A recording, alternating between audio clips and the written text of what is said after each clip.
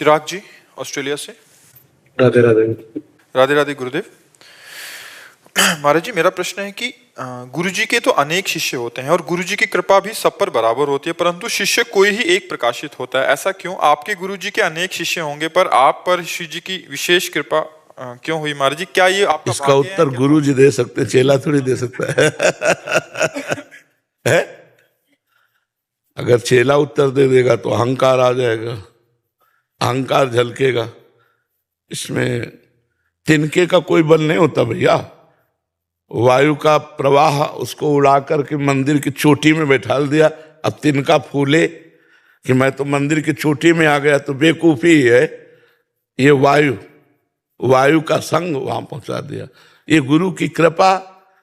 को पाव भगत एक मोरी, जैसे लिखा ना, ऐसे गुरु कृपा कभी कभी अनाधिकारी के ऊपर हो जाती है, तो उनकी कृपा हो गई, ऐसे मान लो। कभी कभी पारसमणि जंगहे लोहे को सोना बनाकर और मुकुट बनाकर भगवान के माथे पे पहुंचा देती है। इसमें अहेतु की कृपा मुझे समझ में आती है। इसके आगे हमारे पास तो उत्तर है नहीं। पहले हम तो ये कहते हैं अहेतु की कृपा। अहेतु की माने कोई हेतु नहीं, सब लक्षणहीन पर उनकी कृपा हो गई, तो बस कृपा है, उनकी कृपा है, कृपा का प्रभाव दिखाई दे रहा है। बकाया गुरुदेव का प्यार सबके प्रति समान है। गुरुदेव कब किससे क्या काम लेना चाहते हैं उनका कार्य है।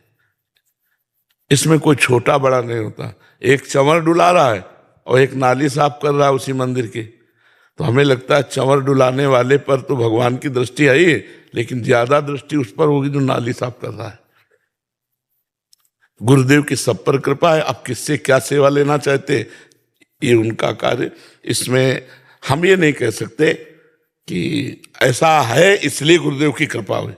अहेतु की कृपा लो, हेतु रहित जग जुग उपकारी, तुम तुम्हार सेवक असुरारी। प्रभु और प्रभु के जन अहेतु की कृपा किया करते हैं।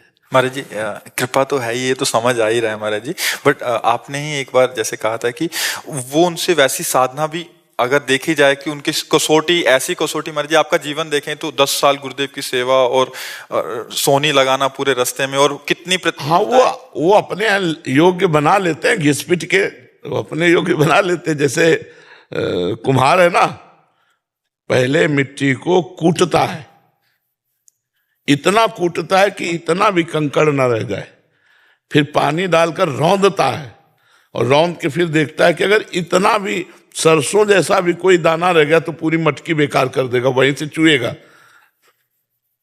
फिर उसको चाक पे चढ़ाता है, आकार देता है, धूप में तपाता है, फिर ज्वाला में रख करके उसे ताप देता है। फिर मटकी जब पक्की हो जाती तब वो पानी ग्रहण करने योग्य हो जाती, पानी भर के रख दो। ऐसे गुरु को समर्पित हो जाए, वो जैसे चाहें वैसा व्यवहार करे, बिल्कुल अपने को बिका हुआ दास मान ले तो सब बातें बन जाती है। समझ में नहीं आता है। अहंकार को रद्दी कागज बना देना केवल गुरुदेव के बस की बात है, दूसरे के बस की बात नहीं। केवल गुरुदेव, क्योंकि अब उनके सिवा हमारा कोई है नहीं, और हमारे अंदर जितनी गंदगी है अब साफ तो वही करेंगे ना। अब वो कैसे साफ करते हैं, बस ये प्रश्न नहीं आना चाहिए। जो हुक्म हो, जैसा आदेश हो, बस चुपचाप ऐसा करते रहो। वही सब वैसे वही कसते हैं, वही कस करके समाज की सेवा लायक बनाते हैं। उन्हीं का सारा खेल है। वही एक कृपा करके वाणी में बैठ जाते हैं, वही बुलवाते हैं, वही सब करते हैं।